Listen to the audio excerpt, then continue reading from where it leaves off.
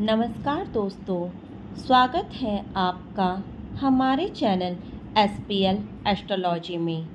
मैं हूं सविता कश्यप और आज का वीडियो है बेहद खास क्योंकि आज हम बात करेंगे। आप सभी जानते हैं 27 अगस्त 2025 को सकट चौथ संकटा चौथी मनाई जाएगी। यह दिन भगवान गणेश को समर्पित होता है और इसे संकट निवारक चतुर्थी भी कहते हैं। मान्यता है कि इस व्रत से सभी दुख दर्द बाधाएं और संकट दूर होते हैं तथा सुख समृद्धि मिलती है। आइए जानते हैं संकट चौथ क्यों किया जाता है। यह व्रत भगवान गणेश को प्रसन्न करने के लिए किया जाता है। मान्यता है कि संकट चौथ पर व्रत करने से संकट और कष्ट दूर होते हैं। संतान सुख, परिवार की समृद्धि और वैवाहिक जीवन में सुख शांति प्राप्ति होती है। इसे विशेषकर संतान की लंबी आयु और कल्याण के लिए माता पिता करते हैं। और 27 अगस्त को क्या करें और करने योग्य कार्य मैं बताने जा रही हूँ। सबसे पहले सुबह स्नान कर व्रत का संकल्प लें। पूरे दिन निर्जला व्रत रखें। कुछ लोग फलाहार भी करते हैं। दिन भर ओम गणेशाय नमः मंत्र का जाप करें। शाम को चंद्रमा के दर्शन के बाद व्रत का पारण करें। चंद्रमा को अर्घ्य दें और गणेश जी की दुर्वा मोदक लाल फूल चढ़ाएं। गणेश जी की कथा संकट चौथ व्रत कथा पढ़ें या फिर सुनें। व्रत करने वाली महिलाएं परिवार की सुख समृद्धि और संतान की लंबी आयु के लिए प्रार्थना करें। 27 अगस्त को क्या नहीं करें। व्रत के दिन झूठ नहीं बोलना चाहिए। अधिक क्रोध ना करें या फिर क्रोध करने से बचें। कटु वचन बोलने से बचें और इन्हें वर्जित करें। बिना स्नान किए पूजा ना करें। व्रत रखने वाले को दिन में अन्न या नमक वाला भोजन नहीं करना चाहिए।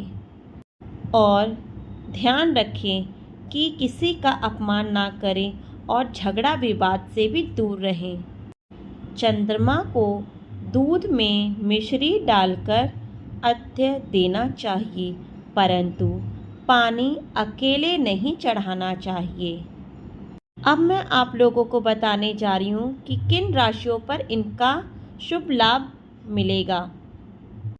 संकट चौथ का प्रभाव सभी राशियों पर शुभ माना जाता है वैसे तो, लेकिन विशेष लाभ इन राशियों को खास तौर पे मिलता है। पहला, मेष राशि। करियर व व्यापार में बाधाएं दूर होंगी और तरक्की के रास्ते खुलने वाले हैं। दूसरी राशि है मिथुन राशि। संतान से जुड़ी चिंताएं आपकी कम होंगी और संतान प्राप्ति के योग्य हैं। तीसरी राशि है कन्या राशि, जो आपको धन लाभ और रुके हुए काम में पूरे होते हुए दिख रहे हैं। चौथी राशि है वृश्चिक राशि। मानसिक शांति और दाम्पत्य जीवन में भी मधुरता आएगी। पांचवी राशि है मकर राशि। आर्थिक संकट कम होंगे। छठी राशि है कुंभ राशि। घर परिवार में खुशहाली आएंगी और सौभाग्य बढ़ेगा। बाकी राशियों पर भी इसका असर होता है, लेकिन आपको जो बताया गया है इन राशियों में ज़्यादा प्रभाव पड़ेगा। मीन्स आपको ज़्यादा लाभ फल प्राप्त हो सकता है। तो आइए जानते हैं संकट चौथ करने से क्या प्राप्त होता है। बहुत से लोग हैं कि जानते हैं और बहुत से लोग हैं जो नहीं जानते हैं। तो जीवन से संकट और कष्ट दूर होते हैं, परिवार में आपके सुख समृद्धि आती है और संतान की आयु लंबी होती है और प्रगति होती हैं। विवाह, नौकरी, व्यापार और जीवन की बहुत सी जो रुकावटें बनी रही हैं वो आपकी भी दूर हो जाएंगी। मन को शांति और आत्मविश्वास प्राप्त होता है। तो आप सभी को इस फल का प्राप्त इस वजह से होता है जो यह संकट चौथ का व्रत करते हैं उनको यह फल जरूर प्राप्त होता है। अब मैं आपको बताने जा रही हूँ पूजा सामग्री क्या क्या लगती हैं। तो पहले गणेश जी की मूर्ति या फिर फोटो होनी चाहिए आपके पास। लाल रंग का कपड़ा, पीठ के नीचे दीपक, घी, तेल या अगरबत्ती, कपूर, दूर्वा, 3 पत्तियों का गुच्छा, लाल फूल, लाल चंदन, कुमकुम, अक्षत और चावल।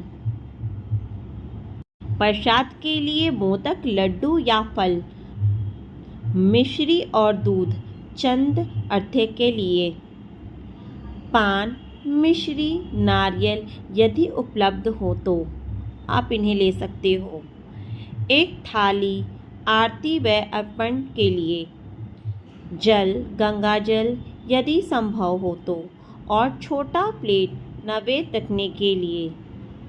और पूर्व तैयारी आरंभ से पहले, पूजा से पहले शुद्ध स्नान करें और साफ कपड़े पहने या फिर कोरा कपड़ा पहने। घर व पूजा स्थान को स्वच्छ रखें और दुर्वा लाल कपड़ा रखें। निर्धारित रखें कि आप निर्जल व्रत करेंगे या फलहार, अगर स्वास्थ्य कारण से नहीं कर पा रहे हो तो। शाम के समय संध्या प्रातः बेच समय पूजा करने का निर्णय लें। परंपरा अनुसार सूर्यास्त के बाद पूजा कर चंद्र दर्शन के बाद पारण किया है। संकल्प लेते समय अपना आत्मा और अपनी शांति बनाएं और संकल्प अच्छे से लें और परिवार का नाम बोलें उसमें, और हाथ जोड़कर भगवान से ओम नमो भागवते गणपताय नमः का जाप करते हुए जो आपकी इच्छा है मतलब आप वो बोलें। यह व्रत भगवान श्री गणेश की पूजा की कृपा के लिए रखा जाता है। मेरा उद्देश्य परिवार, संतान, सफलता है। संकल्प के बाद हल्का तिलक जरूर लगाएं। पूजा विधि आपको पूरी बताऊंगी। स्थान सजाएं, मूर्ति फोटो रखें, लाल कपड़ा बिछाएं, दीपक व अगरबत्ती तैयार रखें। सलाम प्रस्तुति, हाथ जोड़कर गणेश को प्रणाम करें। ओम गणपते नमः का 3 से 7 बार उच्चारण करें। धूप दीप अर्पण, दीप और अगरबत्ती जलाकर गणेश जी के समक्ष अर्पित करें। फूल व दुर्वा अर्पित करें, दुर्वा व लाल फूल चढ़ाएं, अक्षत छिड़कें। चंदन और कुमकुम माथे पर हल्का तिलक लगाएं और मूर्ति पर भी चढ़ाएं। नैवेद्य रखें, मोदक, लड्डू, फल भगवान को अर्पित करें। यदि निर्जलावर्ती हैं तो हल्का फलहार कर सकते हैं या प्रार्थना के बाद ही अर्पण करें।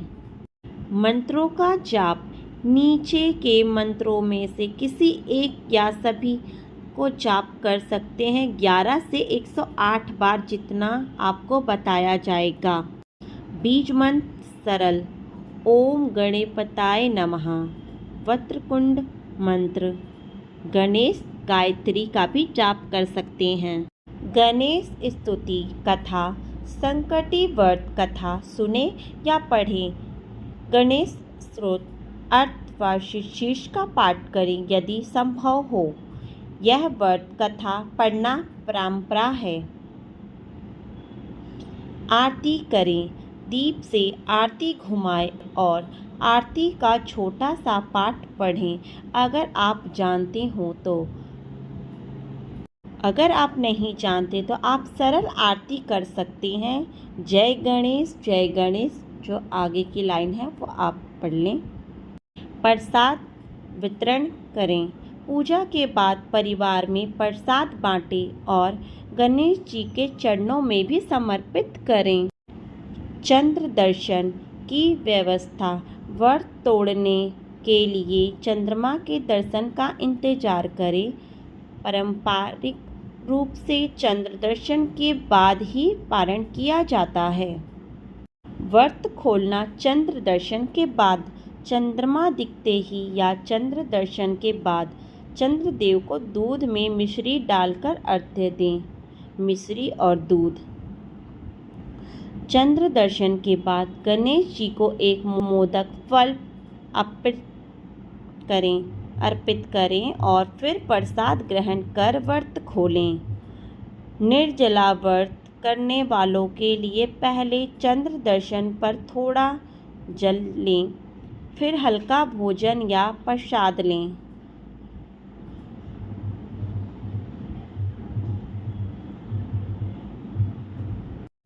पारण के बाद धन्यवाद करके घर के बुजुर्गों अतिथियों को प्रसाद दें और उनका आशीर्वाद लें। और विशेष टिप्स और सावधानियां। व्रत के दिन क्रोध, झूठ, नफरत और दूसरों का अपमान बिल्कुल नहीं करना चाहिए। गर्भवती महिलाएं या स्वास्थ्य कारणों से व्रत कठिन हो तो डॉक्टर की सलाह से ही व्रत रखें या फलाहार का हल्का भोजन रखें। यदि बादल के कारण चंद्रमा नहीं दिखे तो पारंपरिक रीतियों में स्थानीय पंडित बड़ों का सलाह लेकर पारण किया जाता है। साधारण चंद्र दर्शन ना होने पर भी उपवास का फल देने हेतु पूजा कर अगले उपलब्ध समय पर पारण कर लिया जाता है। नियमित भक्तगण चाहे तो गणेश जी की आरती के बाद दशमुख गणेश स्तोत्र या गणपति अर्धवार्षिक पाठ कर सकते हैं। आज की वीडियो में बस इतना ही। मैं लेती हूँ जब तक के लिए आपसे विदा। जब तक के लिए धन्यवाद, बाय बाय। और अपना ख्याल रखें और ज़्यादा से ज़्यादा इस वीडियो को लाइक करें, शेयर करें और जो संकट चतुर्थी के बारे में नहीं जानते उन्हें तक भी पहुँचाएं, जिससे इसका फल वो भी उठा सकें। धन्यवाद।